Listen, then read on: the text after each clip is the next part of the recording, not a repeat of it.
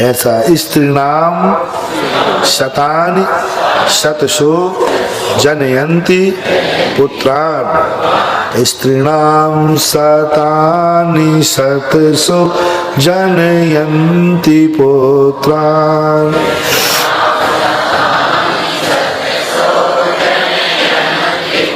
नान्या सुतम तदुपम जननी प्रसूतः, नान्या सुतम तदुपमं जननी प्रसूता।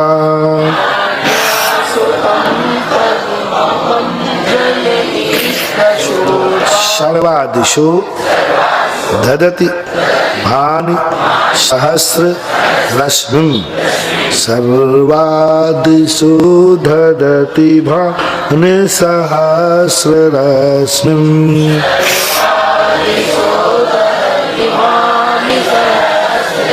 प्राच्येव दिग्जनयति स्फुर दंसुजालम, प्राचेव दिग्जनयति स्फुरदंसुजालम।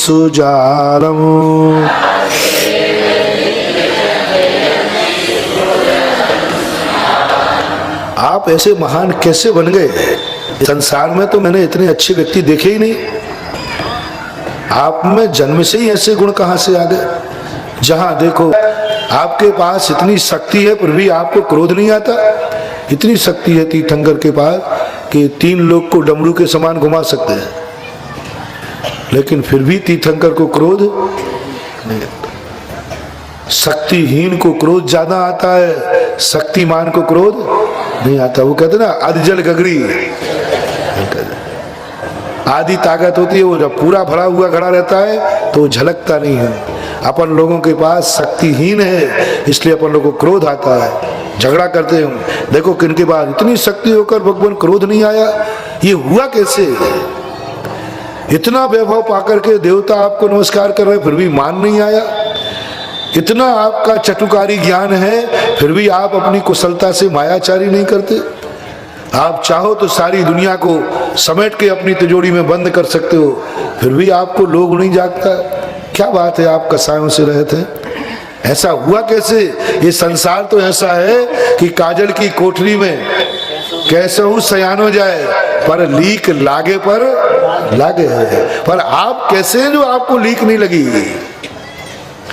जब व्यक्ति ये सोच लेता है कि तुम्हारे बस की बात तो नहीं है ये काम, ये कार्य तुम्हारे बस की बात नहीं है, कोई ना कोई तुम्हें गॉड गिफ्ट है, अन्यथा आप नहीं आ सकते थे, इतने महान नहीं हो सकते संसार में। तो पूज्यवर मानतुंग आचार्य तीर्थंकर की महानता की गॉड गिफ्ट किसको दे रहे हैं? उसकी माँ को। बहुत बड़ी बात है, माँ में बहुत ताकत होती है। मैं तो कहता हूँ जितने बच्चे बिगड़ते हैं सब ये माँ बाप के कारण ही बिगड़ते हैं। 99% बच्चे बिगड़े हुए बच्चों का दोष माता पिता को, 99% कह रहा हूँ, 1% थोड़ा अपवाद है। 99% जो भी लड़का बिगड़ा है उसमें कहीं ना कहीं से चूक माँ बाप की है, कहीं ना कहीं से। यदि बेटा आपका कहना नहीं मान रहा है तो कहीं ना कहीं से आपकी गलती है। बेटा गुटखा खाने लगा है, आपकी गलती। बेटा शराब पी रहा है, आपकी गलती। बेटा गाली दे रहा है, आपकी गलती। आप लाख उपाय करें, मैं बेटे को गलत सिद्ध नहीं कर सकता। मैंने बहुत सर्वे किया है कि बेटा गलत मार्ग पर चला गया, इसकी जिम्मेवारी किसकी है? माँ बाप। 99% जिम्मेवारी। लो मैं एक उदाहरण देता हूं। एक बालक को एक चोरी और मर्डर के केस में पकड़ा गया, उसे फांसी हुई। फांसी होने के बाद उससे पूछा गया तेरी अंतिम इच्छा क्या है? बोली मेरे माँ बाप को बुला दो। बोले क्या करूँगा? उन माँ बाप को मैं एक गाली देना चाहता हूँ, उनके ऊपर थूकना चाहता हूँ। जज घबरा गया। बोले बेटा माँ बाप को इसलिए क्यों बुलाना चाह रहे हो? माँ बाप तो तुम्हारे उपकारी हैं, तुम्हें जन्म दिया है, उनके प्रति मरते समय ऐसा भाव क्यों रख रहे हो? बोले साहब ये जहर बाद में बताऊंगा, पहले आपने पूछा है तो बुला दीजिए। और जैसे माँ बाप को बुलाया गया, बोले सुनो मम्मी पापा हो, संसार में कोई भी व्यक्ति बिना माँ बाप के अनाथ होकर जन्म जाए, लेकिन मेरे मम्मी पापा जैसे दुष्ट व्यक्ति माँ बाप दुनिया में किसी को नहीं मिले हैं। माँ रो रही है, बेटा ऐसा कैसे कर रही है, तू तो इकलौता बेटा था, तू तो जेल में गया, फांसी मिली, तब से मुझे कितना दुख है। बोले तेरे इन आंसुओं पर मैं थूकता हूं। पिता रोने लगा, बोले पिताजी पास में आ जाओ तो मैं तुम्हारे लिए गला दबा दूं, मेरे मरने के पहले तुम्हें मार डालूंगा। सारे लोग घबरा गए। जज पूछते, बेटा माँ के प्रति इतना क्रोध क्यों मरते समय, पिता के प्रति इतना क्रोध क्यों मरते समय? बोले जज साहब सुनिए, आज जो मुझे फांसी मिल रही है वो इनकी बदौलत है, इनकी बदौलत मुझे फांसी मिल रही है। माँ बाप कहते, जज साहब पता नहीं क्यों झूठा आरोप लगा रहा है, मैंने तो कभी नहीं कहा था ऐसा। बोले झूठ बोलती हो? बच्चा कहता है झूठ बोलती हो, तुम्हारी बदौलत आज मुझे फांसी मिल रही है।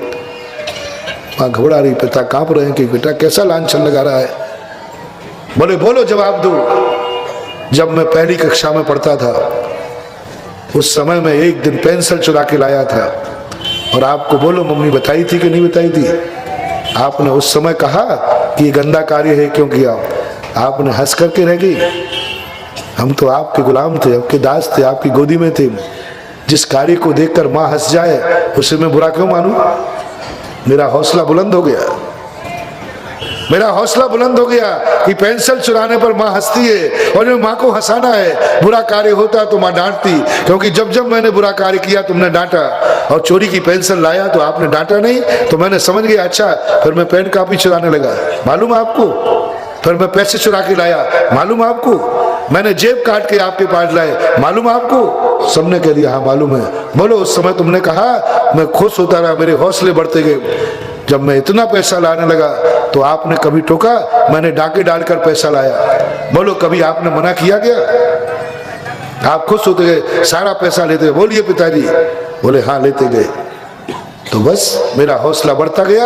आज मैंने चोरी करने के लिए बीच में जो बाधक बना उसका मैंने मर्डर कर डाला।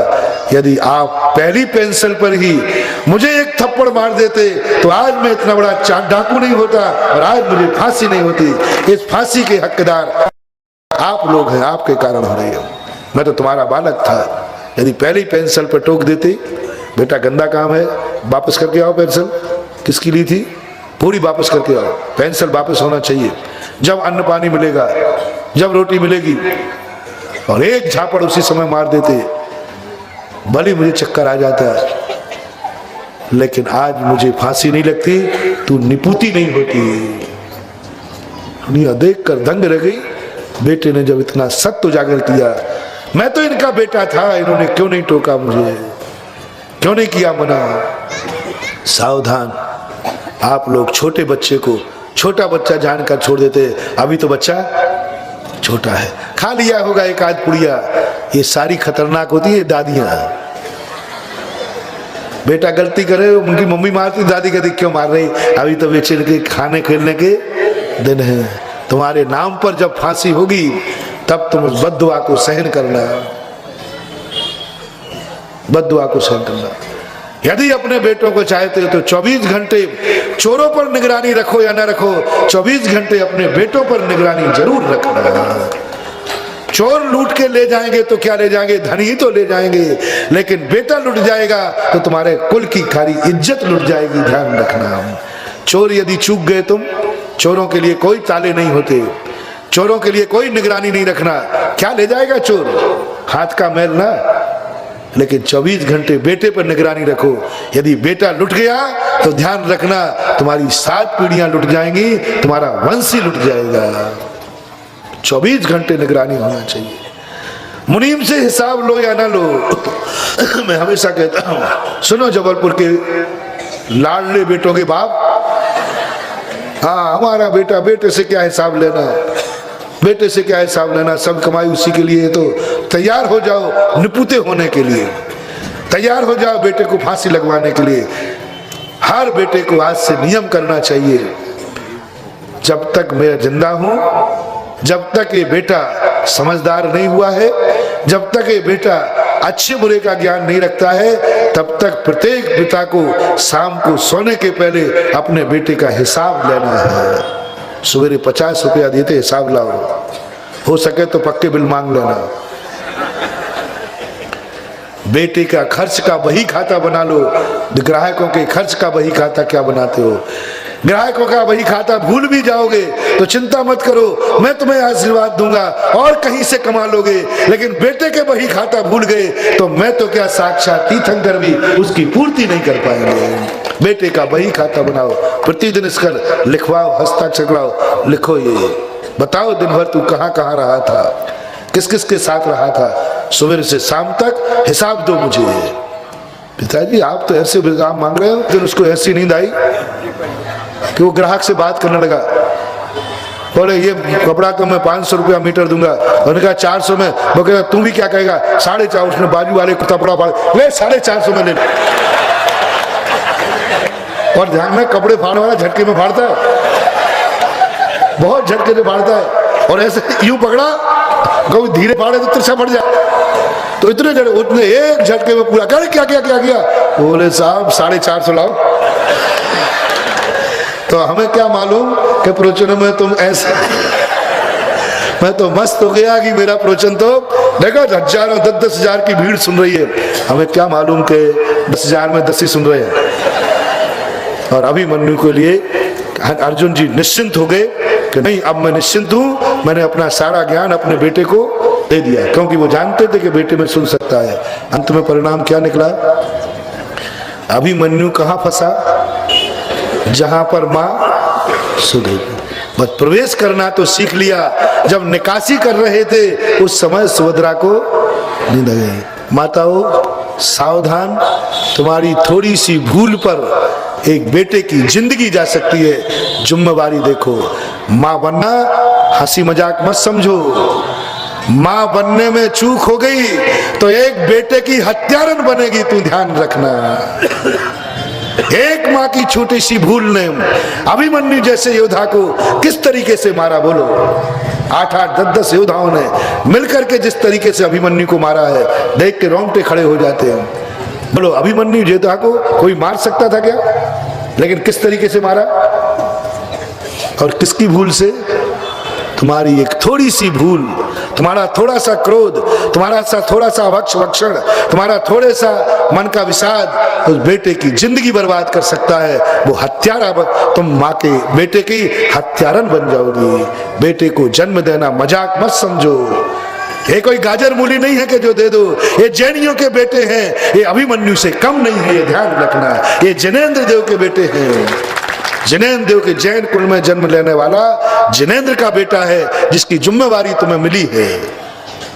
जैन कुल में जन्म लेके आया, ये जिनेंद्र का बेटा है, उसके जन्म देने की जिम्मेवारी आपको मिली है। जब आपके गर्भ में जब बेटा आवे उस समय बोलना ये जिनेंद्र का बेटा है, ये जिनेंद्र कुल में आ रहा है, जैन है, इसकी जिम्मेवारी मेरी है। गर्भ में 6 महीने पहले से आके कभी धर्म करो या ना करो, तुम्हारी मर्जी आए, तुम जानो भाड़ में जाओ, लेकिन बेटे की खातिर जरूर करूंगा। दोनों माता पिता 6 महीने पहले से धर्म करना शुरू कर देना, पूजन अभिषेक शुरू कर देना, तीर्थ यात्रा शुरू कर देना, घर के वातावरण को बिल्कुल शुद्ध कर देना। 6 महीने पहले से घर में कोई अभक्ष नहीं आएगा, आलू प्याज नहीं आएगा, कोई गुटखा नहीं खाएगा, कोई क्रोध नहीं करेगा, कोई रोएगा नहीं, कोई अभाव नहीं होगा। 6 महीने पहले से अभी घर में नहीं आया है। और जब तक 9 महीने घर में रहे, उस महिला को, उस माता पिताओं को बहुत जागरूक रहना चाहिए। घर का ऐसा वातावरण बनाना चाहिए जैसे मंदिर का वातावरण हो। यदि ऐसे वातावरण में जन्म दोगे तो फिर आपका पिक्चर नहीं देखना चाहिए है, मंदिर की कथाएं सुनना चाहिए। यदि मंदिर में व्यतीत करोगे तो तुम्हारी पुत्र जो होगा वो धर्मात्मा होगा, और पिक्चर देखते करोगे तो वही बम्बई वाला होगा। हाँ, उपन्यास पढ़ोगे तो वही उपन्यास वाला होगा। गर्भ अवस्था में 6 महीने पहले से हर माँ बाप को पिक्चर का त्याग कर देना चाहिए। 6 महीने पहले, और 9 और 6 14 महीने तक 15 महीने तक हर माँ बाप को अपने बेटे के खातिर, अपने खातिर नहीं कह रहा हूं, अपने बेटों के खातिर अपने परिवार को संस्कारित कर देना चाहिए। और यदि जब तक बेटा अपने पैर पर खड़ा ना हो तब तक तुम्हारे लिए कोई ऐसी हरकत नहीं करना है जो बेटे के अंदर तुम नहीं चाहते हो कि ये दुर्गुण बेटे में आए। आपको सावधान, बहुत बड़ी जिम्मेवारी है। मैंने एक बार बांसवाड़ा में 8 दिन प्रवचन दिए थे कि एक माँ बाप बनना 20 साल तक की जिंदगी बेटे को समर्पित करना है। क्या कह रहा हूं मैं? 20 साल तक तुम्हें बेटे की तरफ जीना है, बेटे का सोचना है। कोई बुराई तुम्हारे में आए तो तुरंत देखना है इसकी फोटो बेटे पे पड़ेगी। 20 साल तक, यानी जन्म से लेकर जब तक वो वयस्क नहीं हो गया तब तक हर भूल की जिम्मेवारी माँ बाप की है। वयस्क होने के बाद फिर तुम्हारी जिम्मेवारी नहीं है। इसलिए यहाँ कितनी बड़ी बात कह दी हमारा भगवान ने कि हे भगवान, ये प्रभाव जरूर आपकी माँ का है, जरूर आपकी माँ ने ऐसे संस्कार दिए और है भी। कैसे नहीं मिल गए तीर्थंकर बेटे, माँ ने 10-10 भवों से भावना भाई होगी। हे भगवान, मेरी गोदी में ऐसे बालक को मैं पालूं जो सारी दुनिया का पालन हारा, सारी दुनिया का पालन करे। ऐसी पवित्र कूख 10 भवों से ये जीव, माता मरु देवी का जीव 10 भाव से पवित्र हो रहा था, निर्मल हो रहा था। 10 भवों से अपनी जिंदगी में मन को वचन से, काय से विचार का त्याग, मन में, वचन में, काय में कोई विराग, राग भाव नहीं, सब तरफ से। तब कहीं तीर्थंकर जैसे बेटे होते हैं। नारी को 3 ही बेटे जन्म देने की बात है। नारी जने के भक्त जन, के दाता के सूर, नाही तो फिर बांझ रहे मति गमावे दूर। 3 बेटों को जन्म देना। नारी जने के भक्त जन, ऐसे भक्त पैदा करो, ऐसे भक्त पैदा करो जो भक्ति के माध्यम से भगवान बन जाए। के दाता के शूर, या तो दाता पैदा करो, ऐसा दानी बेटा हुए कि दूसरे के आंसुओं पर अपनी जिंदगी लुटा देवे, और या ऐसा वीर होवे जो धर्म की, राष्ट्र की, संस्कृति के लिए अपने प्राण आहुति दे देवे। भारतवासियों के बाद 3 बेटे जन्म देना चाहिए। यदि 3 में बेटे तुम्हारे नहीं है तो तुमने व्यर्था अपनी जिंदगी की शक्ति खत्म की है। ना ही तो फिर बांझ रहे, बिना निपुती रह जा, कोई दोष नहीं है। लेकिन ऐसे बेटे मत जन्माओ जो देश को, कुल को, जाति को कलंकित करते हो।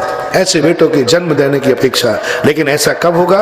सर्वा दिशो ददति भानि सहस्रस्मि। उदाहरण देते हैं पूज्यवर, सर्व दिशाएं ददत यानी धारण करती हैं, भानि यानी नक्षत्रों को। क्या उन नक्षत्रों से प्रकाश मिलता है?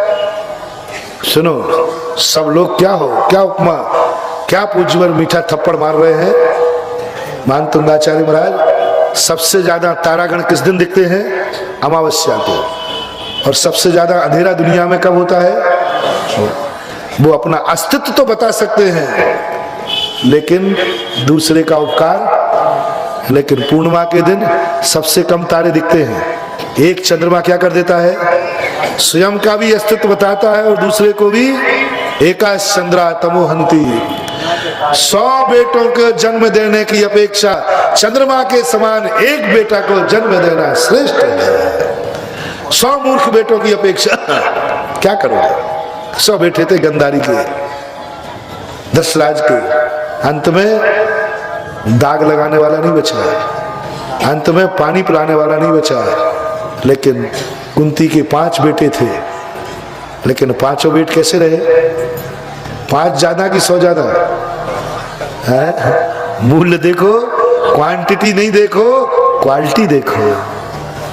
क्वांटिटी से कोई मतलब नहीं है, क्वालिटी क्या है? तो आचार्य कहते हैं हजारों तारागण सभी दिशाओं में हैं, लेकिन कोई मतलब नहीं। सहस्र रश्मि, सहस्र रश्मि बोलते सूर्य को। प्राच्य दिग, प्राच्य यानी प्राच दिशा, प्राच दिशा यानी पूर्व दिशा, एव यानी ही। प्राच्य है ना, तो पूर्व दिशा ही, दिग यानी दिशा, प्राच यानी पूर्व, ही पूर्व दिशा ही। जनयति उदयति ही यानी उदित देती है, उदय करती है। स्फुर दंसुजालम यानी स्फुरायमान किरणों का से जो सूर्य जन्म मिलता है वो कौन सी दिशाओं को मिलता है? एक पूर्व दिशा को मिलता है, शेष दिशाओं को ये मौका नहीं मिलता। इसलिए हे माँ, आप पूर्व दिशा के समान सूर्य को जन्म देने वाली हैं, और संसार की जो माताएं हैं ये तारागणों को जन्म देने वाली हैं। सब तारागण को जन्म, सब अपनी तरह जीते हैं, अपनी तरह जन्मते हैं, अपने लिए मर जाते हैं और चले जाते हैं। लेकिन भगवान, आपका जो बेटा है वो अपने लिए नहीं जिएगा, दुनिया के लिए जिएगा। अपने लिए नहीं बोलेगा, दुनिया के लिए बोलेगा, अपने लिए नहीं चलेगा। क्या बात कही महावीर ने माँ से, जब माँ ने कहा बेटा तू मेरी भावनाओं को कुठाराघात करके दीक्षा लेगा।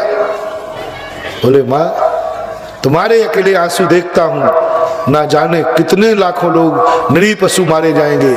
मैं दीक्षा इसलिए जल्दी ले रहा हूं, जितने जल्दी दीक्षा लेकर केवल ज्ञान प्राप्त करूं और जितने ज्यादा जीवों को बचा सकूं उतना मैं बचा लूं, क्योंकि लाखों का वध हो रहा है धर्म के नाम पर। उनको बचाना मेरा काम है। मैं द्रवीभूत हो गया हूं। बहुत बड़ी बात, ना जाने कौन से वचन में कब क्या हो जाए। एक बार जयपुर की घटना है कि जयपुर के अंदर एक बार मैंने एवर्सन गर्भपात के ऊपर बहुत जोर से प्रवचन दिया। मैंने कहा ये जो गर्भ बालक आए हैं इनको तुम हत्या करते हो गर्भ में, साक्षात मुनि की हत्या है, साक्षात आरिका की हत्या है। जो व्यक्ति माया गर्भ में आकर के हत्या करते हैं वे साक्षात आरिका की हत्या करते हैं। बोलो, उस कन्या में आरिका बनने की शक्ति है कि नहीं, और बेटे में मुनि बनने की शक्ति है कि नहीं? तो आपने बेटे की हत्या नहीं की है, आपने एक आरिका की हत्या की है। बेटी की हत्या नहीं की। आरिका की हत्या का पाप कितना है, मुनि की हत्या का पाप कितना है, आप सोचो। बेटे बेटी में जो योग्यता है वो राष्ट्रपति बन सकता है, वो राष्ट्रपत्नी बन सकती है।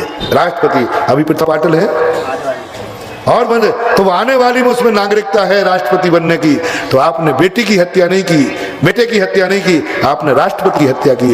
यानी जितनी योग्यताएं उस बेटे बेटी में होती हैं उन सारी की हत्या का पाप तेरे माथे मरेगा। अब बोलो ऐसे हत्यारे को जिसने एक मुनि की हत्या की हो, जिसने एक आरिका की हत्या की हो, जिसने राष्ट्रपति की हत्या की हो, जिसने मुख्यमंत्री की हत्या की हो, जिसने राज्यपाल की हत्या की हो, जिसने कलेक्टर की हत्या की हो, क्या क्या योग्यता है बोलो एक बेटे में।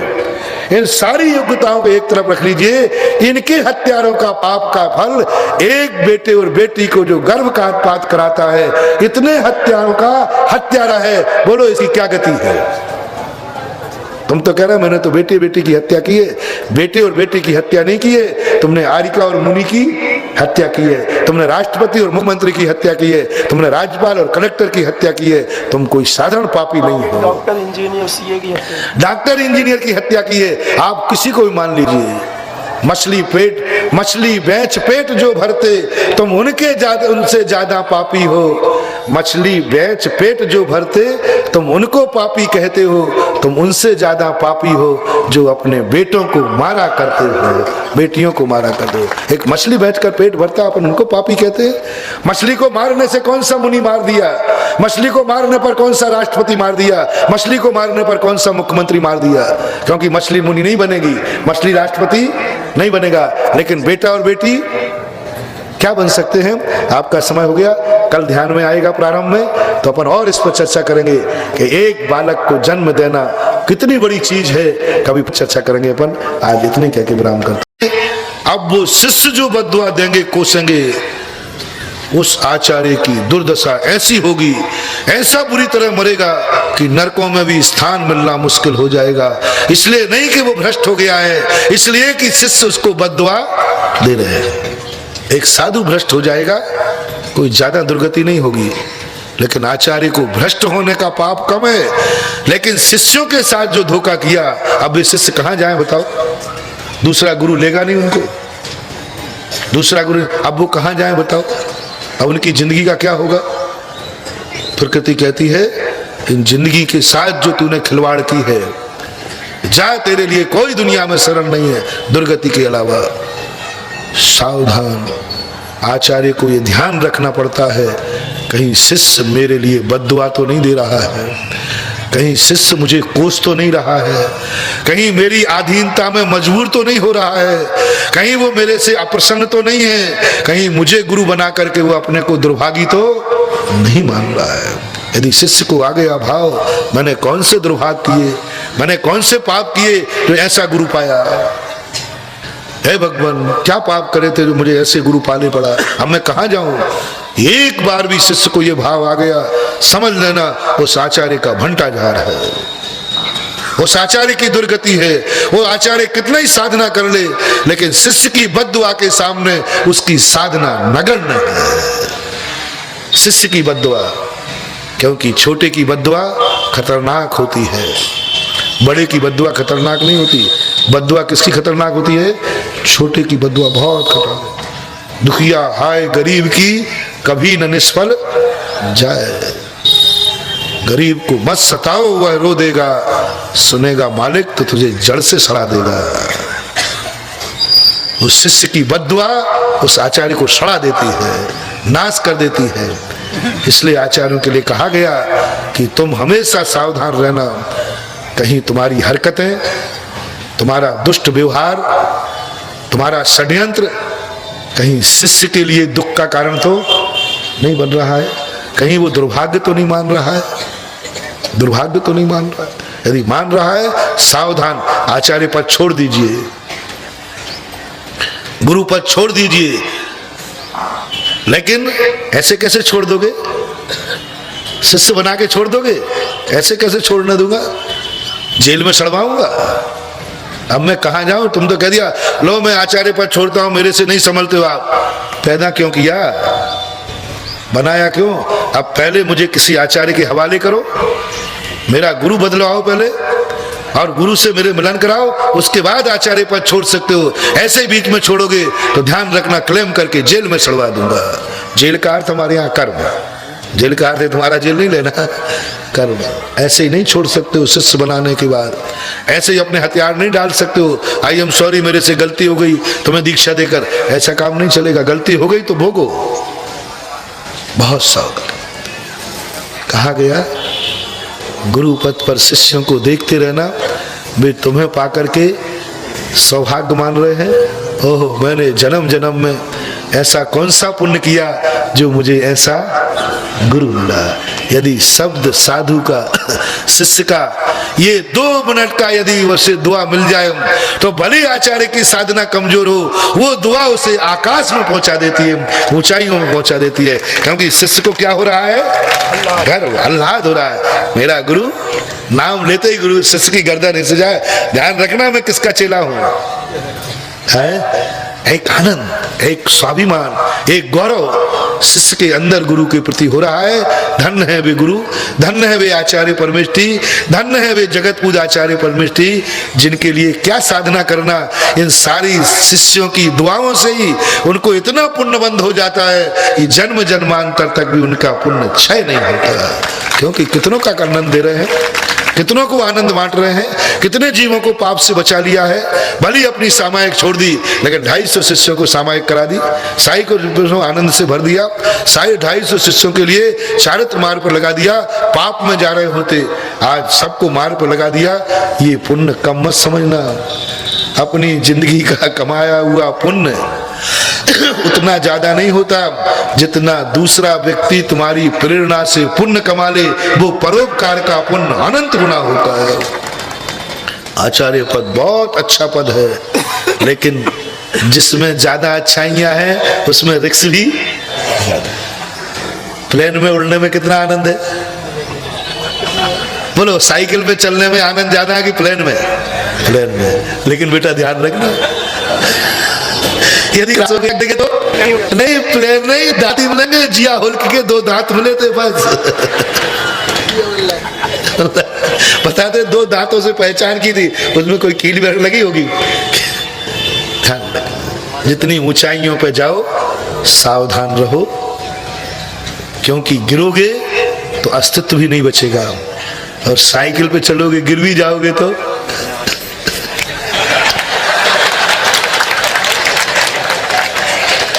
सिंगल पद साइकिल है और डबल पद एरोप्लेन है। अब मजा किसमें है और रिक्स किसमें है?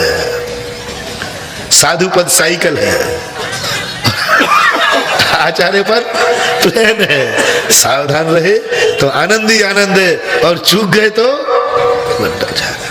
ये तो मैंने तुम्हें उदाहरण दिया है, अब बारी तुम्हारी है। स्त्रीणाम सतानि सतसो जनयंत्री पुत्रा। इस पद की व्याख्या की भूमिका बनाई मैंने। इसी प्रकार जैसे आचार्य है ऐसे ही आप माँ बाप, माता पिता बनना हंसी मजाक मत समझो भैया। पहला तो श्रेष्ठ यही है कि बनो ही मत, दंपति ही मत बनो, मियाँ बीवी नहीं बनो, बड़े मस्ती में रहो, कोई मतलब नहीं है। लेकिन पति पत्नी बन गए हो, सावधान, बहुत बड़ी बात कह रहा हूं, बहुत बड़ी बात। तुम कुछ भी गिर जाओगे, कुछ भी हो जाएगा, ज्यादा खतरा नहीं है। लेकिन यदि तुम्हारी पत्नी को एक बार मन में भाव आ गया, कहाँ का दुष्ट पति मिला, शाम को पी के आता है, इसके कारण से मैं मंदिर में गर्दन उठा के नहीं जा सकती, बाजार में नहीं निकल सकती, कहाँ का दो। एक बार पत्नी को भाव आ गया, सावधान, 10-10 भाव तक हिजड़ा बनोगे, नपुंसक बनोगे, ऐसी दुर्योनियों में पड़ोगे। एक बार पत्नी को भाव आ गया, कहाँ का दुष्ट पति मिला। कुंवारी रह जाती तो अच्छा था, इससे अच्छा तो भिखारी मिल जाता तो अच्छा था। काहे का पति है ये, जिसका नाम लेती शर्म आती है, जिसके साथ जाने में शर्म आती है, जिसके सामने सारी दुनिया के सामने मस्तक झुक जाता है। शादी करना कोई मजाक मत समझो, बहुत बड़ा खतरा है, बहुत बड़ा खतरा है। और यदि तुम इतने अच्छे बन सके, ये पत्नी ने कहा, मेरे सौभाग्य है कि मुझे ऐसा पति मिला, संसार में सभी नारियों को ऐसे ही महान पति मिले। ध्यान रखना, अब आज पूछ लेना घर जाके। हाँ, थोड़ी गुस्सा होने की छूट देना, अंदर से पूछना, अंदर से। ऐसे ही आपको ध्यान रखना, कुंवारी रहने में कोई खतरा नहीं है, कुंवारे रहने में कोई खतरा नहीं है, कुंवारे रहने में कोई नहीं मरता। यदि बिना ब्रह्मचर्य व्रत लेने से कुंवारे में कोई मर गए होते तो अभी तो आचार्य विद्यासागर के 250 शिष्य मर गए होते। बोलो हम जिंदा हैं कि जिंद? बोलो जिंदा बैठा हूं कि जिंद बैठा हूं? कहाँ मरा हूं? कौन सी शादी करने से जिंदा की बात है? कौन सा संयम धारण करने से गड़बड़ है? कहाँ मरा हूं? तुमसे बहुत अच्छे बैठा हूं। कौन मर रहा है? कुछ नहीं होता बंधु, ये मन का विकार है, इसको मनोज बोलते हैं, ये मन की विकृतियां हैं। थोड़ा सा मन पे कंट्रोल कर लो, कोई नहीं मरता, अच्छी तरह जीते हैं। लेकिन फिर भी तुम्हें करना ही है, करना ही है तो सावधान। यदि एक पति के मन में भाव आ गया, कहाँ की दुष्ट पत्नी स्त्री आ गई घर में। ये नहीं आई थी जब घर स्वर्ग था, जब से आई है तब से घर तहस नहस हो गया है। सावधान, कर लो कितनी पूजा पाठ, कर लो महाराज की खूब भक्ति, दे दो आहार दान, लेकिन तुम्हारा पति यदि तुम्हारे से नाखुश है और ये मान रहा है कि कहाँ की ये दुष्टन आ गई, सारे घर में कलह कर दी, तुम्हारी सदगति नहीं हो सकती। पति का अभिशाप तुम्हें भस्म कर देगा 10 भाव तक के लिए। सावधान, आपको ऐसी हरकत करना है, कम से कम तुम्हारा पति तुम्हें पाकर के अपना दुर्भाग्य तो नहीं मान रहा है, अपने मन को कोस तो नहीं रहा है, कहीं वो घर आने में डर तो नहीं रहा है। वो ज्यादा चाहता, जितनी देर बाजार में रहूं उतनी अच्छा, घर जाते ही है। बहुत सारे पुरुष होते हैं। एक बार मैंने पूछ लिया, मैंने क्यों भाई आप घर क्यों नहीं? बोले महाराज जितनी देर यहाँ बना रहा हूँ उतनी बात क्या? अरे महाराज आप कुछ मत पूछो, घर जाते ही कलह, बस सास बहू के ऐसे झगड़े होते हैं, गुस्सा आता है। इसलिए मैं तो सोच रहा हूँ महाराज पूरी रात यही निकल। समझ लेना ये साधारण चीज नहीं है, ये अभिशाप मिल रहा है तुम्हें 10 भाव का। जिस पत्नी को पाकर पति हर्ष से फूला नहीं समाता, जिस पत्नी को खोजने के लिए रामचंद्र जी जैसे महान आत्माएं रावण से भिड़ जाते हैं, उस पत्नी के रहते हुए घर में जाने के लिए पति डर रहा है कि अभी जाऊंगा वहां कलह के अलावा, राग देश के अलावा कुछ नहीं मिलना, कलह ही कलह। समझ लेना वो घर अभिशप्त हो चुका है। जिस घर में बहू आकर सासू कहे मैंने कैसे पाप कर लिया कि मैंने बेटे की शादी कर दी, कहाँ की ये कुलच्छन आई है, सारे घर को तहस नहस कर दी, मेरे बेटे को ले गया, बेटे को खा गई, बेटे को ले गई। ये स्त्री नहीं थी, ये तो डायन थी, मेरा अकेले बेटे को लेके चली गई, मैंने कैसे नाजों से पाला था। सुनो ये अभिशाप, पता नहीं तुम किन किन अभिशापों से डरती हो, पता नहीं कौन कौन से अभिशापों से तुम बचती हो, और ये अभिशाप 50% महिलाएं अपने सिर पर भोगे हुए हैं, जिस अभिशाप को तुम्हें भोगना पड़ेगा। उस अभिशाप को हम नहीं काट पाएंगे, मंत्र पूजाएं नहीं काट पाएंगे। सब लोग अपनी अपनी छाती पे हाथ रख के पूछ ले, पूछ लो अपनी तरफ से। जब माँ कहती है मैंने इस बेटे को नाजों से पाला था, बड़ी उमंगें की थी, मेरा बेटा बड़ा होगा, शादी करूँगा, विवाह होगा, हमें सुख मिलेगा, हमारा बुढ़ापा अच्छे से निकल जाएगा। ये कुलच्छन आई, मेरे बेटे को ले गई, मेरे बेटे को दूध के गोदी के लाडले को ले गई और बहलाकर चली गई। ये अभिशाप तुम्हें 10 भाव तक ऐसी योनि में भेजेगा जहां तुम्हें में स्त्रीत्व क्या, पुरुषत्व क्या, तुम्हें नपुंसक आदि पर्याय धारण करना पड़ेंगे। क्योंकि एक माँ का लाल तुमने छीना है, एक माँ की भावनाओं को तुमने कुचला है, एक माँ की भावना को तुमने आग लगा दी है।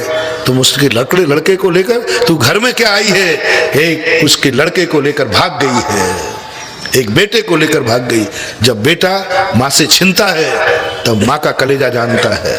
ये अभी तुम्हें पता नहीं चलेगा, जब तुम्हारा बेटा को कोई बहू ले जाएगी उस समय तुम्हें पता चलेगा। एक बार मैंने सुनाया भी था, लाखावन बताया था, एक प्रेजेंट का केस, जब पता चला उसे कि क्या होते हैं, हमने तो दूसरे के बेटे को पत्नी बन करके छीन लिया, डरा करके धमका करके माँ से अलग कर दिया।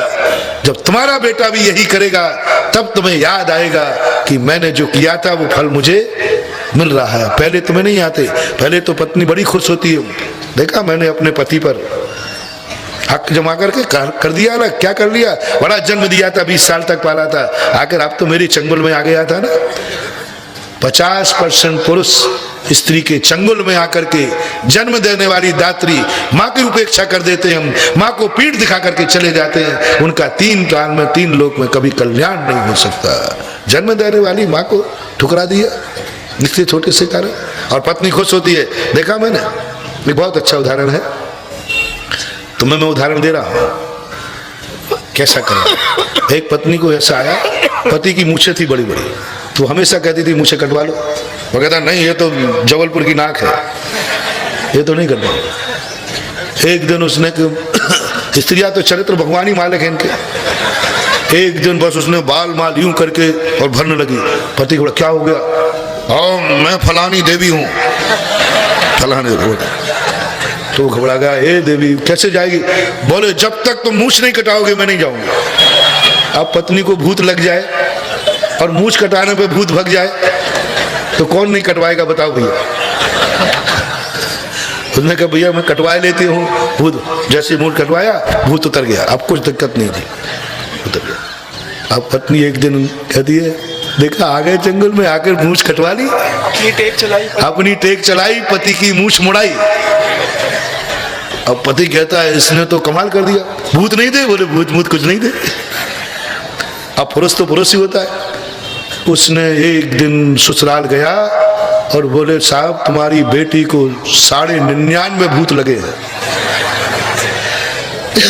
और सबसे मैं झड़वा चुका, बस अब 2-3 दिन की जिंदगी और है, बस एक दवाई बताई है शिवनगर के पंडाल से बस उसमें बोले क्या, इसके पीहर वालों को सबको मुंडन करके बुलाया जाए, मैं महिलाओं के, यदि ये अपने परिवार के पीहर के पक्ष के सभी भैया माता पिता भाई बहन सबके मुंडन के करके दर्शन करे तो भूत भाग जाए। अब ससुराल वालों को तो बेटी प्राणों से प्यारी होती है। अरे लाला साहब क्या कह रहे हो, क्या कर रहे हो बोले हाँ बहुत सीरियस हूँ। अब सबने फटाफट मुंडे मुड़वाए, बोले ध्यान रखना सब बिल्कुल उघाड़े मुंडे, बालों से दर्शन करते ही मर जाएगी, पूरे घुटमुंडे कराना है।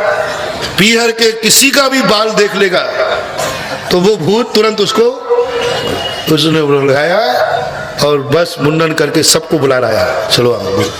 तो वो कहते अपनी टेक चलाई, पति की मूछ मुड़ाई, पीछे देख लुगाई, मुंडन की पलटन आई।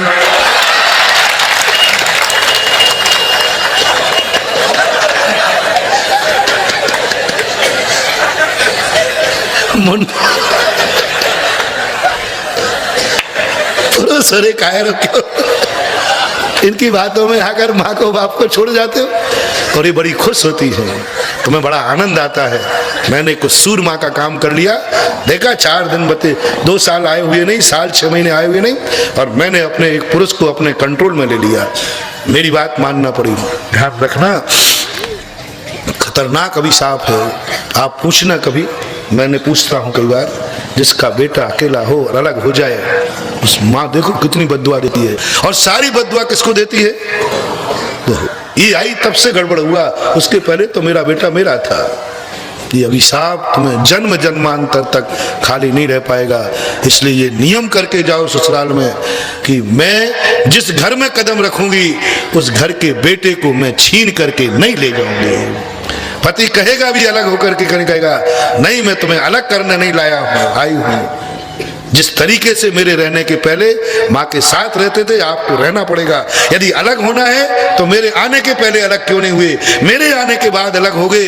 तो मैं इतना अभिशाप लेने इस घर में नहीं आई हूँ, मैं इस घर में वरदान लेने आई हूँ, वरदान बन के आई हूँ। पति कह भी देवे नहीं होगा ये काम, माँ से अलग नहीं हो सकते आप। और ध्यान रखना, आज मुझे डर लग रहा है आपसे। बोले क्यों डर लग रहा है? जो अपनी माँ को छोड़ सकता है, कल एक दिन तुम मुझे भी छोड़ सकते हो। जिसका खून तुम्हारे शरीर में बह रहा है, जिसका दूध तुमने पिया है, आज तुम उसको छोड़ने को तैयार हो गए। तुम अपनी माँ के ना हुए तो मेरे क्या होंगे? कल कोई तुम्हें दूसरा माल मिल जाएगा तो मुझे भी छोड़ सकते हो। सावधान माताओं, सावधान। यदि पति माँ को छोड़ सकता है, सावधान हो जाना, एक दिन वो तुम्हें भी छोड़ सकता है। जिसका खून उसे नहीं बचा पाया, तुम तो पराया खून हो, तुम्हें क्या बचा पाओगे? पहला ये लक्षण है। एक बहुत बड़ा भजन है पहले कि ऐसा ही एक हुआ, एक कॉलेज की लड़की पर एक लड़का फिदा हो गया। वो कहता है मैं तुम्हें चाहता हूँ, जो कहो वो दे दूंगा। लड़की ने कहा माँ का कलेजा दे दोगे? बोले दे दूंगा। और वो गया, माँ का कलेजा निकाल के लाया, और माँ के कलेजे को माँ कहती बेटा इतना लेट क्यों आया? उसको तो अंधा था, कलेजा निकाल दिया, लेकर ले गया, रास्ते में गिर गया तो माँ को ये देख नहीं आई कि मेरा कलेजा निकाल दिया। उस समय भी माँ क्या कहती है देखना। पहले तो माँ इंतजार कर रही थी बेटा कॉलेज से लौटेगा, लेट क्यों हो गई बेटा, लेट क्यों हो गया बेटा, मैं तो रोटी बना के रखूं, अभी मैंने भी नहीं खाई, इतना इंतजार। वो तो अंधा था, दीवाना था, उसने एक छुरा मारा, माँ का कलेजा निकाल के चल पड़ा। बहुत तेजी से दौड़ रहा था, रास्ते में पूरा भजन है और भजन का सारांश मैं बता रहा हूँ। और माँ का कलेजा लेकर अपनी मलिका को मनाने चला और रास्ते में गिर गया तो माँ के कलेजे से क्या आवाज निकली? उसे नहीं आई हाय मेरे लाल तुझे चोट तो नहीं आई। ब्रह्मांड कांप गया। इस दशा में भी उसे बेटे की चिंता है और जाके कहता ले आज तक तूने ऐसा दीवाना नहीं देखा होगा, ऐसा दीवाना नहीं देखा होगा तो माँ का कलेजा भी तुझे ला दे, अब तो ठीक है। वो लड़की बहुत होशियार थी, जबलपुर की थी और वो छोकरा भी जबलपुर की था, चिंता मत करना। छोकरे कितने मूर्ख हैं और छोरी कितनी चंचल। उसने कहा अच्छा, बोले देख लिया, जब तूने अपनी माँ का नहीं हुआ तो मेरा क्या होगा? कल के दिन कोई दूसरी पसंद आ जाएगी, वो कहेगी पहली वाली का कलेजा ला, तो माँ का ला सकते हो। बातों बातों में बढ़ गई बतंगड़ और आ गई पुलिस। पुरुष जेल चला गया, स्त्री बरी हो गई। जेल तो तुम्हें ही मिल रहा है, चिंता मत करना। भले तुम इसके कहने पर माँ को छोड़ के अलग हो जाओ, लेकिन जेल तो तुम्हें ही मिलेगा। तुम तो पुरुष थे, तुम्हारी तो वो माँ थी। इसका तो खून नहीं था, खून का कोई रिश्ता नहीं था। तेरा तो माँ से खून का रिश्ता था, तेरा तो माँ से दूध का रिश्ता था। तुझे तो माँ ने जन्म दिया था, तेरी गंदगी माँ ने साफ की थी, तेरी लैट्रिन माँ ने साफ की थी, तेरे कपड़े माँ ने धोए थे, तुझे 20 साल तक पाला था। ये तो पराये घर से आई थी, तेरा क्या था? तेरा क्या होगा रे कालिया, तू तो अपनी सोच। महाराज इसने मजबूर किया हमें। कई लोग कहते महाराज ये मजबूर करती है मुझे, वो करेगी, वो पराया खून है, निगेटिव खून है। तू माँ का बेटा है, माँ का दूध पिया है, माँ ने जन्म दिया। सावधान तो तुझे रहना है, इसको नहीं रहना है। तुम्हें एक आवाज उठा के कहना है शादी के पहले मैं तुम्हारी हर इच्छा पूरी करूंगा। कुंवारे लड़के सुन लो, जिनकी शादी हो गई भाई आज सुन लो, मैं पीछे माफी हमें करवा दूंगा। आज हर व्यक्ति अपनी पत्नी से कहेगा, हर कुंवारा शादी के पहले कहेगा, मैं सब कुछ तुम्हारी आकाश के तारे कहो तो तोड़ दूंगा, जो कहो वो कर दूंगा, लेकिन कृपया करके मैं अपनी माँ को छोड़ करके तुम्हारे साथ अलग नहीं होऊंगा। बस एक नियम में ले लो आप, बाकी सारे नियम तुम्हारे चलेंगे। ऐसे दंपति को मैं दोनों हाथ से आशीर्वाद देता हूँ और ऐसे पुरुष को देता हूं ना, सबसे पहले जो पहले ये वचन रंधाले, जब तक मेरे माँ बाप जिंदा हैं, उन्होंने मुझे जन्म दिया है, मैं उनको छोड़ के नहीं जा सकूंगा, जो आपको करना है सब कर दूंगा। ये वचन कौन लेता है आज, कौन देता है आज? तो लो अभिशाप भोगो, लो जिंदगी बर्बाद होगी और जन्म जन्मांतर भी तुम्हारे खत्म हो जाएंगे। पहला नियम, इसलिए अच्छा है कि तुम दोनों अलग ही अलग रहो, कुंवारे रहो। क्यों बेफालतू झगड़े टंटे में पड़ते हो? अब खतरा हो गया तुम्हें, एक दुखी तो दूसरे का और खतरा, आफत हो गई। और दूसरी, चलो भाई कोई बात नहीं, अब जो दूसरी 22वें नंबर कड़े की बात है, चलो कोई बात नहीं, दंपति बन गए तो बन गए, हो गई, कोई बात नहीं, बन जाना, लेकिन बच्चों को पैदा मत करना। नियम करो कि आज के बाद जबलपुर में कोई संतान पैदा, मान जाओ मेरी बात, मान जाओ, देखो मान जाओ, बहुत पछताओगे। पर आज नहीं मानूंगा, नहीं मानूंगा, नहीं मानूंगा, तो मत मानो, मत मानो, मत मानो। लो अब सुन लो, बच्चे को जन्म दिया है, जैसे राजा को कहा गया है, राजा राजगद्दी पर बैठने के बाद स्वयं के लिए नहीं जीता, प्रजा के लिए जीता है। प्रजा रात भर सोती है, राजा रात भर जागता है। प्रजा का सेवक होता है राजा, सेवक होता है राजा, सोता नहीं, रात भर जागता, सच्चा राजा होगा। राजा विक्रमादित्य दिन में राजगद्दी पर बैठते थे, रात में चौकीदार बनकर के घूमते थे। अब जो कुछ भी उसका है, उसका प्रजा का सुख उसका सुख है, प्रजा का दुख उसका दुख है, अब कुछ नहीं, सब कुछ प्रजा के लिए। इसी प्रकार यदि आपको माँ बाप बनना ही है, आपको माँ बाप बनने का शौक ही है, तो सावधान हो जाओ। अब अपने लिए मत जीना, अब अपने लिए मत सोना, अब अपने लिए मत कमाना, अब अपने लिए मत खाना, अपने लिए मत विचार करना। अब तुम्हारा जो कुछ भी है सब बेटे के लिए बेटा पैदा करने के लिए। आप 6 महीने पहले से दोनों गुरु के पास जाइए, मंदिर में जाइए, अंतर 9 बार नमोकार मंत्र के घर में दोनों बैठ कर संकल्प कीजिए, बस अब अपन ने जिंदगी जी ली, मस्ती की, अपन को कुल दीपक चाहिए, अब हमें बेटा चाहिए, चाहिए तो लो। अब जो कुछ भी अपन ने मौज मस्ती की, इस सब मस्ती का त्याग करते हैं बेटे के खातिर। अभक्ष सेवन का हर वन दंपति को मेरा कहना है, जो माँ बाप बनना चाहते हैं, वे अपने लिए त्याग ना करें अभक्ष का, वे अपने लिए गुटखे का त्याग ना करें, बेटे के खातिर कर दें। अभक्ष का त्याग बेटे के खातिर कर दें। जो कुछ भी उनके मन में पाप है, वे सब बेटे के खातिर त्याग कर दे, क्योंकि जो तुम करोगे वही संस्कार बेटे पर पड़ने वाला है। कल मैंने अभिमन्यु की बात बताई थी ना, अब तुम नींद छोड़ देना बेटे के खातिर। माँ बनना आसान नहीं है, कहीं बेटे की हत्यारन मत बन जाना। माँ बनना समझा, यदि सामान रह करके तुम सो जाती, बोलो तुम्हें क्या पाप लगता है, लेकिन तुम्हारी नींद कहीं बेटे की हत्या ना करा देवे, बेटे को तड़फा तड़फा के ना मार देवे। अब तुम्हें जागना है किसके खातिर? बेटे के खातिर। बस अब तुम्हारा सब कुछ, अब तुम्हें मंदिर नहीं आना है पहले उठ करके, पहले बेटे को मंदिर भेजना है। तुम नहीं आओगे तो चलेगा, जैसे आचार्य सामायिक नहीं करें तो चलेगा। उनका मूल कार्य क्या है? शिष्य को सामायिक, और आप माता पिताओं का काम क्या है? पहले सबसे पहला काम, हम मंदिर आप जाएं या ना जा पाए, लेकिन पहले हमारे अधीनस्थ परिवार जाएगा। भरत चक्रवर्ती, सेठ सुदर्शन अपने घरों में सबसे बाद में मंदिर जाता था, सबसे कहता था। तो बच्चे कहते थे आप चलिए बाबा जी, आप चलिए। बोले मुझे मालूम है, पहले तुम चलो। नहीं, बड़ों को आगे चलना चाहिए। अरे बदमाश, मुझे मालूम है, आगे चल। पूरे परिवार के लिए मंदिर भेज देते थे, एक एक व्यक्ति को देखते थे कोई रह तो नहीं गया। उसके बाद चक्रवर्ती मंदिर जाता था। बहुत बड़ी जिम्मेवारी है। यदि एक बेटा तुम्हारा बिगड़ गया, बेटे ने 20 साल के पहले गुटखा खा लिया, बेटे ने 20 साल के पहले शराब पी ली, जब तक उसकी पत्नी नहीं आई है। पुरुष सदा ग्रस्त में नारी की कस्टडी में रहना चाहिए। जब तक शादी नहीं हुई जिम्मेवारी किसकी है? माँ की। शादी होने के बाद जिम्मेवारी किसकी है? पत्नी की।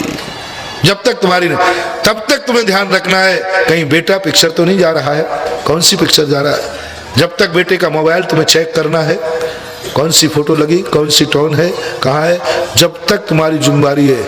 यदि कुंवारे अवस्था में बेटे ने गुटखा खाया, शराब किया और तुम चाय भी नहीं पीते हो, तो ध्यान रखना तुम्हारी दुर्दशा वही होगी जो शराब पीने वाले की होती है। क्योंकि आपका बेटा आपके कुंवारेपन में शराब पी रहा है। आप इतनी निगरानी, आप धंधे पानी में इतने व्यस्त हो गए, आप कमाने में इतने व्यस्त हो गए कि तुम्हें होश ही नहीं कि तुम्हारा बेटा कहाँ जा रहा है, तुम्हारा बेटा क्या कर रहा है। दुनिया की बातें आती हैं लेकिन अपने घर की बातों का पता नहीं है। ऐसे ऐसे दुनिया के पंच देखे हमने जो दुनिया की पंचगिरी करते हैं और उनका घर बर्बाद होता है। दुनिया का घर बहुत सारे लोग हैं। पहले निगरानी रखो बेटों के ऊपर कि नहीं, मैं बेटे को बिगड़ने नहीं दूंगा, अन्यथा जिस समय अभिमन्यु अभिशाप देता है, आहा, मरते समय, पिताजी आपने जब निकलना नहीं सिखाया था तो आपने प्रवेश करना क्यों सिखाया? आज प्रवेश करना नहीं सिखाते तो हम इस तरीके से तो नहीं मरते। अब उसे क्या मालूम कि पिता की गलती की माँ, लेकिन जिसकी गलती हुई होगी कितना अभिशाप जब बेटे की चीख निकली होगी कि हे माँ, तू बेटे के खातिर 5 मिनट और नहीं जाग सकती थी?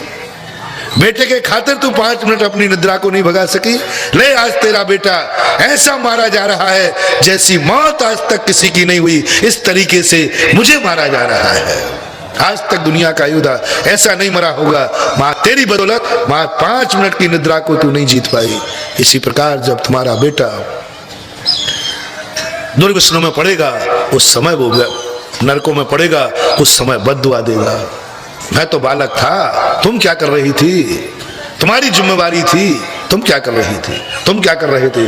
बहुत बड़ी अभिशाप। इसलिए बेटे को जन्म देने के पहले कितने बेटे हैं, कितने माँ बाप हैं जो बेटे के प्रति अपना सब कुछ त्याग देते हैं बेटे को पढ़ाने के लिए। बोलो कितने लोग हैं जिन्होंने अपने बेटों के लिए अपने हाथ से रोटी खिलाई होगी? सब ने खिलाई। ऐसा कोई भी बेटा नहीं है जिसने माँ के हाथ का ग्रास नहीं खाया हो। ऐसे कितने बेटे हैं जिनको माँ बाप ने स्कूल नहीं भेजा होगा? सभी ने भेजा, डांट के भेजा, फटकार के भेजा, डपट के भेजा, लौकिक कार्यों के लिए, संसार के लिए, पाप के लिए। ऐसे कितने माँ बाप हैं जिन्होंने अपने बेटे को पाठशाला भेजा है, मंदिर भेजा है, गुरुओं के पास भेजा है, उसी विधि से। मैंने कहा ना, बताओ जैनियों में से कितने ऑटो रिक्शा हैं, कितनी स्कूल की बसें हैं जो आपके घर से बच्चे को ले जा करके 10 किलोमीटर दूर ले जाते हैं, 3 किलोमीटर ले जाते कि नहीं? आज एक घर वाला कोई बता दे कि हमारे यहाँ बच्चों को मंदिर कराने के लिए एक ऑटो रिक्शा लगा हुआ है। स्कूल जाने वालों के तो लगे, लेकिन मंदिर जाने वालों के लिए,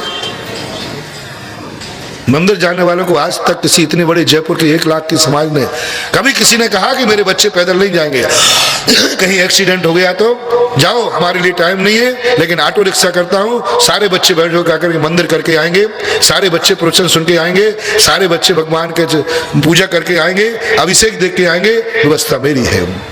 आज धन कमाने के लिए तुमने ऑटो रिक्शा लगा दिया और धर्म कमाने के लिए तुम्हारे पास टाइम नहीं है। सावधान। जैसा तुमने करना सिखाया, संसार को बढ़ाने की पढ़ाई सिखाई, लेकिन संसार को काटने की पढ़ाई नहीं सिखाई, तो तुम्हारे बेटे की भी वही दशा होगी जो अर्जुन के बेटे अभिमन्यु की हुई है। तुमने संसार में प्रवेश करना तो सिखा दिया, 16 साल तक पढ़ा दिया जिससे अच्छी तरह संसार में प्रवेश कराए, लेकिन संसार से निकलना सिखाया कि नहीं? नहीं सिखाया। दुकान पर तुम कैसे बैठा ले? अपने जीते जी बेटे को दुकान पर बैठाते हो, ग्राहकों से परिचय कराते हो, माल खरीदने जाते हो तो बेटे को साथ ले जाते हो। क्या कहते हो? सेठ जी, अभी तक तो मैं आता था माल लेने, अब मैं बूढ़ा हो गया हूँ, ये मेरा बेटा है, इसको पहचान लो। बेटा सेठ जी को पहचान लो, अब ये माल लेने आएगा। करते हो कि नहीं?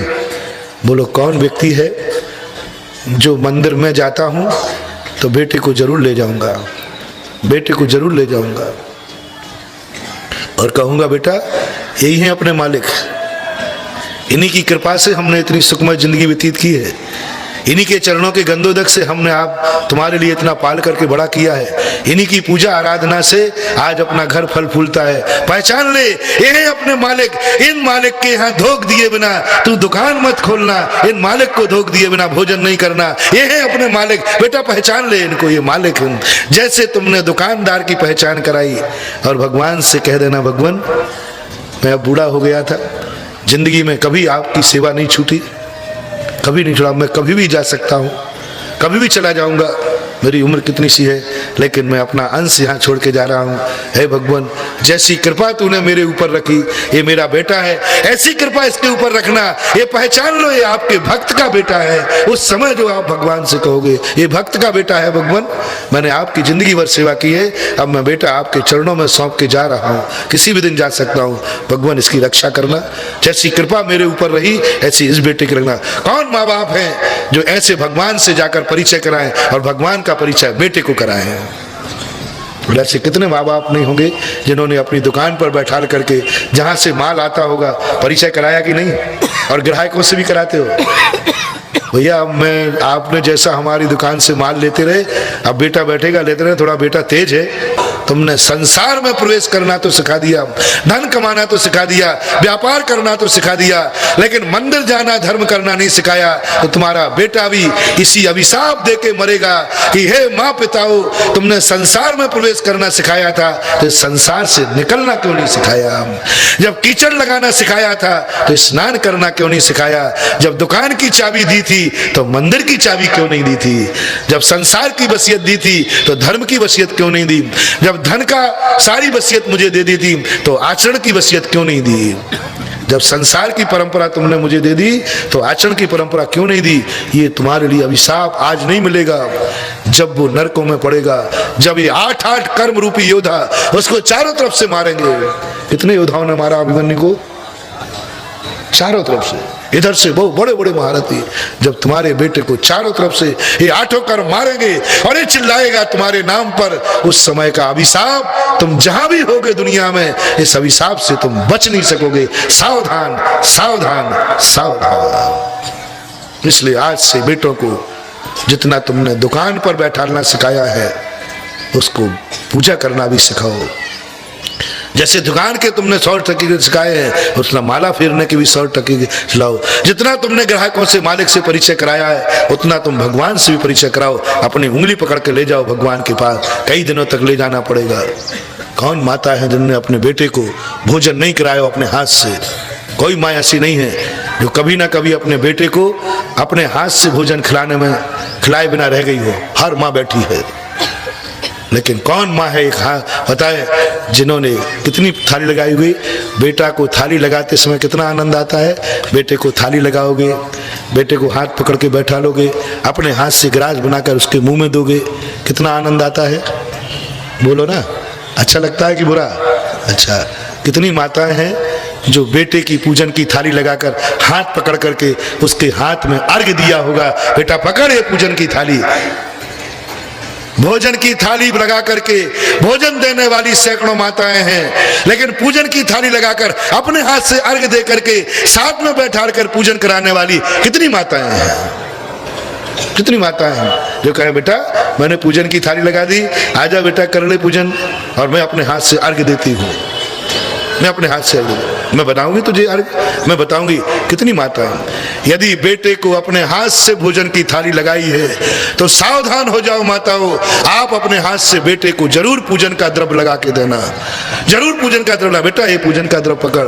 बेटे को हाथ से यदि रोटी खिलाई है तो अपने हाथ से उसे कभी पूजन का अर्घ्य भी देना। यदि बेटे को तुमने नहलाया है तो कभी बेटे को भगवान के स्नान की विधि भी बता देना कि बेटा भगवान की स्नान विधि कर, तो तुम्हारा ऋण चुक जाएगा, जन्म जन्मांतर तक तुम सुखी हो जाओगी, अन्यथा ये कर्म करेगा।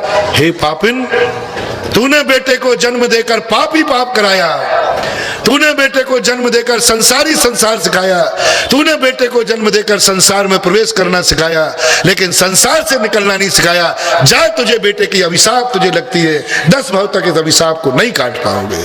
सावधान। बाप बनना, पापा कहलवाना हंसी मजाक नहीं है, ये कोई बाजार का कूजड़ा बाजार नहीं है। बहुत दांत पसीना एक करना पड़ेगा। बेटे को ले जाकर मंदिर दिखाओ, ले जाओ, ऐसा भाव बनाओ, बेटा चलो मंदिर, मेरे साथ पूजा करेगा, मैं सिखाऊंगा। ये जल है बेटा, जिसमें ये भावना है, ये चंदन है बेटा, ऐसा चंदन है जो पिता बाप बनने के बाद अपने बेटे को अपने साथ ले जाकर मंदिर नहीं ले जा पाया, उसके बेटे की दशा अभिमन्यु जैसी होगी। कौन चाहता है कि मेरे बेटे का अंत अभिमन्यु जैसा हो? नहीं चाहते हो तो आज प्रतिज्ञा कर लो कि हम बेटे के लिए सब कुछ निछावर कर देंगे। बेटे को संसार भी सिखाएंगे तो उससे निकलना भी, पाप के कार्य भी सिखाएंगे तो पुण्य के कार्य भी सिखाएंगे। संसार में आराम परिग्रह करेगा तो पाप करेगा, तो उस पाप को काटने का तरीका भी सिखाएंगे। अकेला प्रवेश करना ही नहीं सिखाएंगे संसार में, उससे निकलना भी सिखाएंगे। उसको भी कहेंगे कि बेटा ये तरीके से तो संसार में प्रवेश करना, इस तरीके से संसार से, इस तरीके से तो पाप होगा और इस तरीके से पुण्य होगा। कमाने की कला सीख ली तो अब सीखना पुण्य करने की। एक उदाहरण ध्यान में आ गया, कह दो, क्योंकि आगे के श्लोक तो हम फटाफट पढ़ देंगे, लेकिन तुम्हारी जिंदगी बदल जाए तो बहुत बड़ी चीज है। एक व्यक्ति पाठशाला के लिए, उसका लड़का पढ़ता नहीं था, बोले मुझे पाठशाला नहीं पढ़ना, मुझे सेठ बनना है, मुझे धन चाहिए, धर्म नहीं चाहिए। पापा कहते थे बेटा नहीं, मंदिर भी जाओ। बोले मेरा मन ही नहीं लगता, मंदिर में जाने से क्या मिलने वाला है? नमोकार मंत्र पढ़ाते, 24 तीर्थंकर पढ़ाते, क्या होगा जिंदगी का? मुझे चाहिए धन। देखो वहाँ स्कूल जाता हूँ। पिता ने कहा बेटा देख, मैं तेरा बाप हूँ, तेरा मन नहीं लगता है तो मेरी आज्ञा मान के चला जा। तो कहाँ का बाप सिरे पड़ा है, ठीक है अब बाप बना लिया तो जो कहेगा करूँ। 8 घंटे पाठशाला जाने लगा, बड़ा हुआ, बहुत अच्छी फैक्ट्री खोली और पहला प्रॉफिट साझेदारी में थी। पहला प्रॉफिट 2 लाख रुपए का हुआ। 2 पार्टनर थे और दोनों पार्टनर को 1-1 लाख रुपया मिला। वो 1 लाख रुपया लेकर के घर आया, बोले पिताजी जो मैंने अपनी अकल से पढ़ा है उससे मैं 1 लाख रुपया कमा के लाया हूँ। बोलो पाठशाला भी आपने भेजा, वहां से 2 रुपया भी मिले क्या? 1 रुपया भी कमा के नहीं आए। यदि वो 1 घंटे और आप बर्बाद नहीं करते मेरा, तो मैं 2 लाख कमा के लाता। वो आपने प्रतिदिन 1 घंटे हमारा बर्बाद किया है ना, इस कारण मेरी ये हालत हुई। पिताजी मुस्कुराए, बेटा दूसरे दोस्त के क्या हाल है? उसको भी कितना मिला? बोले 1 लाख उसको मिला। तो ये बताओ बेटा वो कहाँ है? वो कहाँ है और तुम कहाँ? बोले पिताजी बेटा तो हमारे यहाँ, वो हमारा जो पार्टनर था ना, वो तो शराब की महफिल में, बोले पहली कमाई, ऐस की कमाई, शराब की बोतलें खोले बैठा है, नालियों में पड़ा है। बोले चलो दिखाओ। देखा तो वो जो पार्टनर था, शराब की बोतलें खुली थी, नाच रहे थे, गिर रहे थे, नालियों में पड़े थे। बोले बेटा तुम 1 लाख मिला तो तुमने ये क्यों नहीं किया? एक ही क्लास में पढ़ते थे ना दोनों, एक ही सामान पढ़ते थे ना, एक ही डिवीजन आती थी ना, एक ही धंधा किया ना।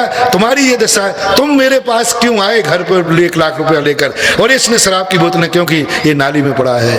बोले बेटा 1 लाख जो तुमने कमाया वो तो स्कूल की पढ़ाई से कमाया, लेकिन 1 लाख कमा करके तुम्हें पिताजी याद आ गए, ये पाठशाला की पढ़ाई का परिणाम है। आज यदि पाठशाला नहीं गए होते तो तू भी ऐसे ही बोतलें खोलकर नाली में पड़ा होता। जो सहारा मुझे तेरा लिए चाहिए था, मैं तुझे सहारा देने आता।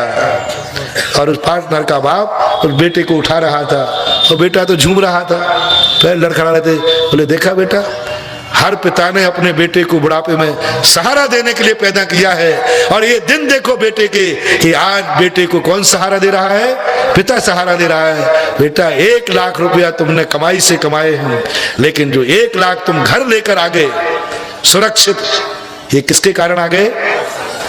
पाठशाला के कारण आ गए।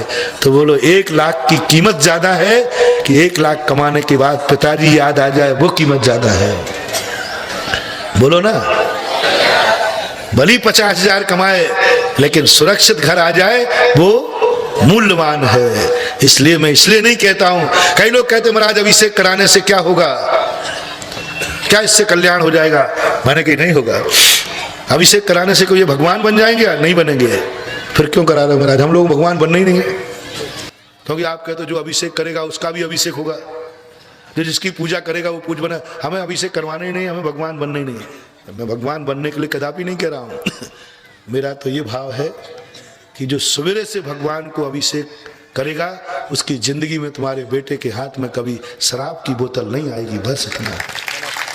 जिसने सवेरे उठकर प्रभु के अभिषेक के लिए लोटा उठाया हो उसकी जिंदगी में शराब की बोतल नहीं आएगी। मैं भगवान बनाने के लिए अभिषेक नहीं करा रहा हूं, तुम्हारे बेटे की जिंदगी में शराब की बोतल ना आ जाए इसलिए अभिषेक करा रहा हूं। और सुनो, मैं तुम्हें तो अभिषेक क्यों करा रहा हूं? मुझे विश्वास है जो भगवान के ऊपर लोटा ढालेगा वो बुढ़ापे में माँ बाप को एक लोटा पानी जरूर पिला देगा। मैं तुम्हारी चिंता कर रहा हूं, तुम समझ रहे हो?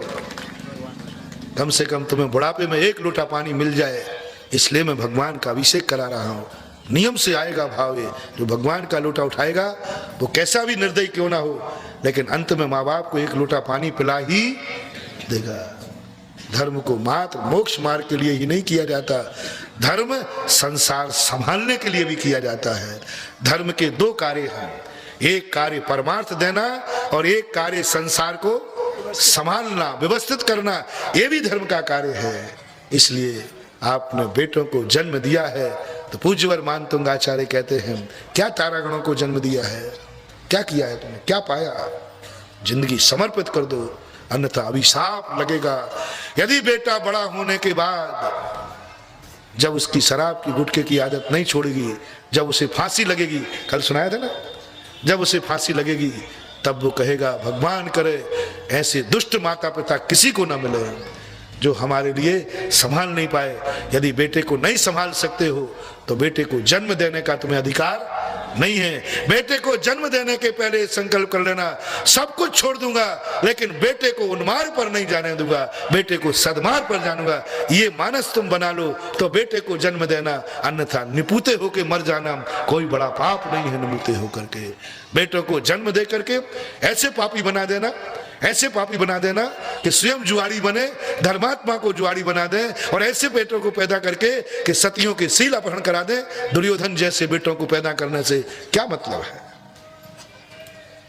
पैदा करने के बाद ऐसे पाप करें, सावधान, ये अभिशाप से आप बच नहीं पाओगे। इसलिए हर माँ बाप को आज से एक ही चिंता करना है, अपनी जिंदगी की चिंता छोड़ दो, तुम अपने धर्म की चिंता छोड़ दो। माता हो तुम मंदिर, कोई बात की नहीं है, लेकिन बेटे को जरूर भेज देना। तो बेटे का जब बड़ा होकर के इंसान बनेगा उसकी दुआ तुझे धर्म की कमी की पूर्ति कर देगी जो तुम नहीं आ पाए। सबसे पहला काम, एक दिन मैंने प्रवचन में कहा था कि घर के माँ बाप भली प्रवचन सुनने नहीं आए, बेटे को आगे लाके बैठा लो। वो आगे बैठे, तुम पीछे बैठो। वो कहे पापा आप आगे बैठिए। छोकरा पहले आगे बैठ, मुझे मालूम है, मुझे पीछे आगे करके पीछे के पीछे। हर सासू बहू को पहले बैठा ले। ये बुढ़ियां आ जाती हैं यहाँ पर सूखी लकड़ियां, कोई लेना एक ना देना दो। मैं क्या करूं? हर सासू को जब धर्म का समय आ जाए तो स्वयं भली घर में बैठे, बहू से कहे जब प्रवचन सुन के आ, जब पूजन करके आ। माँ जी आप बोले मेरा आनंद बहुत कर लिया, महाराज का आशीर्वाद है, सब हो जाएगा, तू जा। जो सासू बहू को मंदिर भेजकर मंदिर आती है, ध्यान रखना वो बहू आरिका बने या नहीं बने, लेकिन बुढ़ापे में जरूर तुम्हारी सेवा करेगी, ध्यान रखना।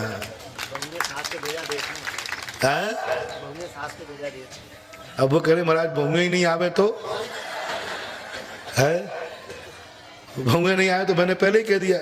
यदि सासू के मन में एक भाव आ गया, कहाँ की ऐसी डायन आई है जो धर्म का नाम भी नहीं जानती है, ये अभिशाप तुम्हें महाराज भी नहीं काट पाएंगे। इसलिए आज जो मानतुंग आचार्य महाराज यहाँ प्रशंसा कर रहे हैं ऐसी नारी की, ऐसी नारी की, इसने ऐसा बेटा पैदा किया, जहाँ जाता है वहीं जयकार, जहाँ जाता है वहीं लोग हर्ष से हो जाते हैं, जहाँ जाता है वहीं शांति, जहाँ जाता है हर व्यक्ति उसको फाड़े, आँख से फाड़े देखता है, जहाँ जानता है जाता है वहीं लोग चरणों में झुकने लग जाते हैं।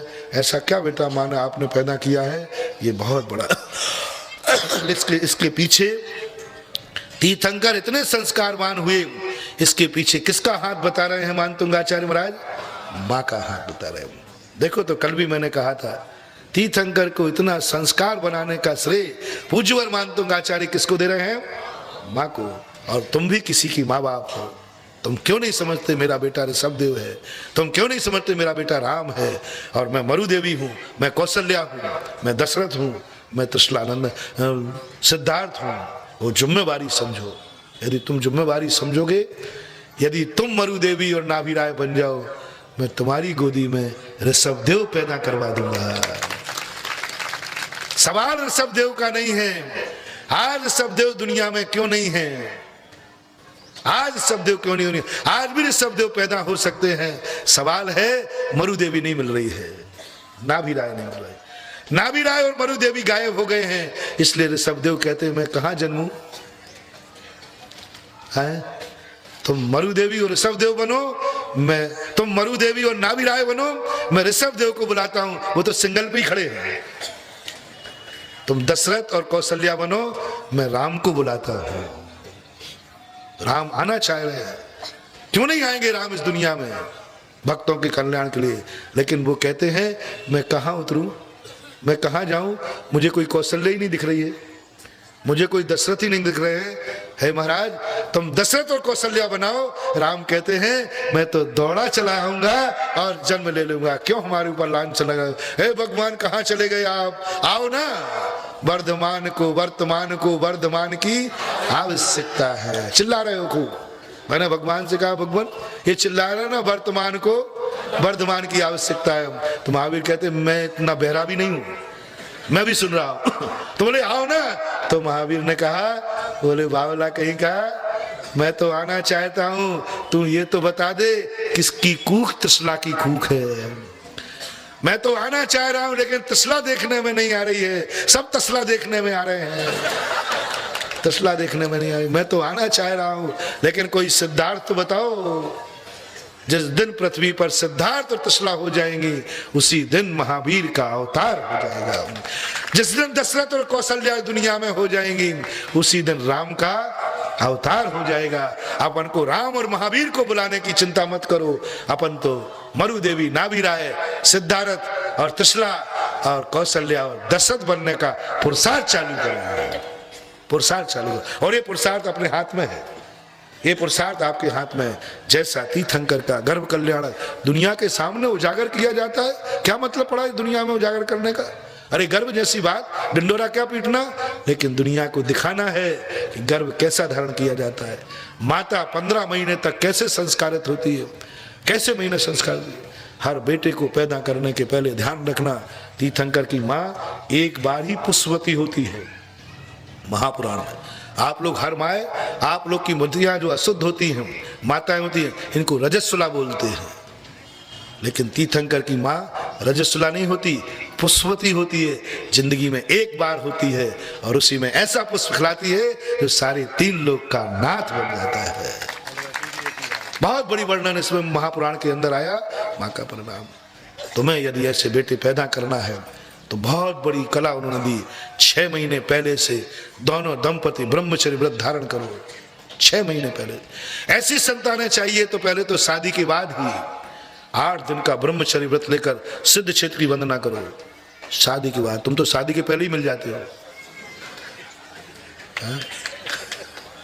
यहां मैं क्या कह रहा हूं, यदि राम और महावीर जैसी आत्माएं पैदा करना है, शादी के बाद उसी अग्नि की साक्षी में, उसी भगवान के सामने दोनों 1 हफ्ते का अर्ध पक्ष का ब्रह्मचर्य व्रत धारण करके, और शेष 8 दिन घर में प्रवेश नहीं होगा। शादी के बाद सीधे सिद्ध क्षेत्र पे जाएंगे और सिद्ध भगवानों की पूजा करेंगे निरंतर 8 दिन। दोनों 8 दिन पूजा करके फिर लौट करके घर में प्रवेश होगा। ये जो घूमने की परंपरा है ना, ऊटी, शिमला, खूटी, मूटी, पता नहीं क्या कहा जाते हैं, ये घूमने, तंदूरी, मंसूरी। हाँ, मंसूरी जाओगे तो तंदूरी कांड होगा, ध्यान रखना। एक बहुत पुराना इंदौर का तंदूरी कांड है ना, एक लड़की को तंदूरी कांड दिया था। वो तो जो मुंह से निकल जाए उसी का उदाहरण फिटे। जहां का भी हो। नहीं, ये जो घूमने की परंपरा, मैंने सोचा शादी के बाद घूमने की परंपरा आई कहां से। ढूंढते ढूंढते अलवर के अंदर जो स्थिति महापुराण में उसमें मिला कि शादी के बाद तुरंत उसी मंदिर से जाकर के सिद्ध क्षेत्र पे चले जाते। 8 दिन सिद्ध भगवान की भक्ति करके फिर घर में लौट करके प्रवेश आएंगे, उसको वधू प्रवेश बोलते थे। और जिस दिन शादी हुई है उस दिन दोनों लड़कों का ब्रह्मचर्य व्रत उपवास होगा।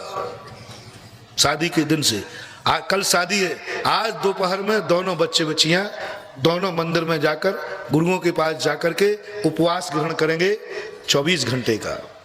कल के पूरे दिन का, परसों यानी 6 भुक्ति का त्याग करेंगे। और त्याग करने के बाद शादी के बाद उस सिद्ध क्षेत्र पर चले जाएंगे, सीधे जाकर के लौटेंगे। जब संतान की उत्पत्ति करने का मन आएगा तो 6 महीने पहले से दोनों ब्रह्मचर्य व्रत धारण करेंगे। वो 6 महीने सिद्ध भगवान की भक्ति में व्यतीत करेंगे। सिद्ध भगवान की सिद्ध क्षेत्रों पर 6 महीने निरंतर सिद्ध चक्र मंडल विधान चलेगा। और ऐसा करके फिर वे शुभ मुहूर्त में ये भाव करेंगे, हे भगवान मेरी गोदी में मैं ऐसे बालक को पालूं जो सारी दुनिया का पालनहारा हो। मैं ऐसे बालक को जन्म दूं जो राष्ट्र की रक्षा करे। मैं ऐसे बालक को जन्म दूं जो ऐसा दाता बने कि हर गरीबों की झोलियां भर दे। मैं ऐसा भक्त पैदा करूं जो ऐसी भक्ति करे कि भगवान भी सिद्धालय से उतर आए नीचे। ऐसी भावना भा करके दोनों शुभ मुहूर्त में सहवास करते हैं और फिर ब्रह्मचर्य व्रत ले लेते हैं। 9 महीने तक का अखंड ब्रह्मचर्य व्रत लेकर वे 9 महीने अनंत भगवान की स्तुति, आचार्य परमेष्ठी उपाध्याय की स्तुति में व्यतीत करेंगे। और जन्म होगा और जन्म लेते ही वह पिता मंदिर जाकर के गंदोदक ला करके और अपने बेटे के माथे पे लगाएगा, हे बेटा मैंने जिनेन्द्र देव की कृपा से आपको पाया है। मैं जिनेन्द्र देव का मुंह नहीं देखेगा, गंदोदक के बिना बेटे का मुंह नहीं देखेगा। जाएगा तो पहली बार मुंह देखते ही पहला खाली हाथ सिर पे नहीं रखेगा, गंदोदक से भरा हुआ हाथ पहला मुख देखते समय सिर पे रखेगा। ये जिनेन्द्र देव के गंदोदक से पहला पवित्र पिता करता है अपने बेटे को। और जिसके जन्म के पहले ही दिन पिता के हाथ के सिर पे गंदोदक लगा हो उस दिमाग में कभी बुरे भाव आएंगे नहीं। गंदोदक से पवित्र। आज ये सारी विधियां आप लोग भूल गए। पढ़ो महापुराण, उसके अंदर ये सारा का सारा 53 क्रियाओं के अंदर भरा पड़ा है। इसलिए ये काव्य बड़ा महत्वपूर्ण था। तो कल तो थोड़ा समय लिया, आज यदि ये काव्य तुम्हारी जिंदगी में उतर गया तो हमारा भक्तांबर पढ़ाना सफल हो गया। क्योंकि जिंदगी तो इसी से बनना है, जिंदगी तो इसी से बनना है। इसलिए नेता बनना है सावधान, आचार्य बनना है सावधान, माँ बाप बनना है सावधान। इसके पीछे बहुत बड़ी साधना है, बहुत बड़ा त्याग है। सब कुछ सुख त्याग देना, मात्र अपने बेटों और बेटियों के खातिर त्याग देना। तो कुछ बातें कल बताई थी, आज कुछ संस्कार की बातें बताई। इन संस्कारों को अपने जीवन में उतार लेना।